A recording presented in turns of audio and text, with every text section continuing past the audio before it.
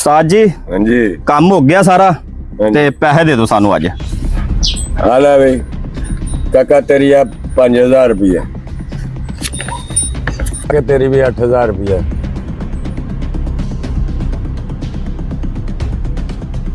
ਉਸਤਾਦ ਜੀ ਹਾਂਜੀ ਆ ਜ਼ਿਆਦਤੀ ਆ। ਦੇਖੋ ਕੰਮ ਅਸੀਂ ਦੋਵੇਂ ਕਰਦੇ ਬਰਾਬਰ ਦੇ। ਤੁਸੀਂ ਹਰ ਮਹੀਨੇ ਉਹਨੂੰ 8000 ਰੁਪਇਆ ਦੇ ਦਿੰਦੇ, ਮੈਨੂੰ 5000 ਰੁਪਇਆ ਦਿੰਦੇ ਆ। ਉਹ ਤੂੰ ਨਾ ਕੰਮ ਕਰ ਕਾਕਾ, ਤੈਨੂੰ ਇਹਦਾ ਨਤਾਰਾ ਹੋ ਜਾਊਗਾ। ਠੀਕ ਆ ਉਸਤਾਦ ਜੀ।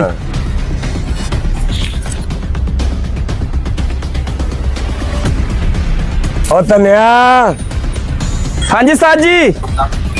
ਹਾਂਜੀ ਉਸਤਾਦ ਜੀ ਉਹ ਦੇਖਿਆ ਮੱਝ ਲਈ ਜਾਂਦੇ ਆ, ਕਿੱਧਰ ਲਈ ਜਾਂਦੇ ਆ? ਠੀਕ ਆ ਜੀ, ਮੈਂ ਪਤਾ ਕਰਕੇ ਆਉਣਾ। गर्मी बड़ी हो गई। ਹੈਲੋ ਹਾਂਜੀ। ਭਾਈ ਕੀ ਹਾਲ ਚਾਲ ਆ? ठीक ठाक। ਕਿੱਧਰੋਂ ਆਏ ਤੇ ਕਿੱਧਰੋਂ ਜਾ ਰਹੇ ਆ? कितने ने इधरों आए जरा मंडी लैके जा रहे हैं बेचन। ਮੰਡੀ ਲਾ ਕਿਹੜੇ ਪਿੰਡੋਂ ਆਏ ਆ?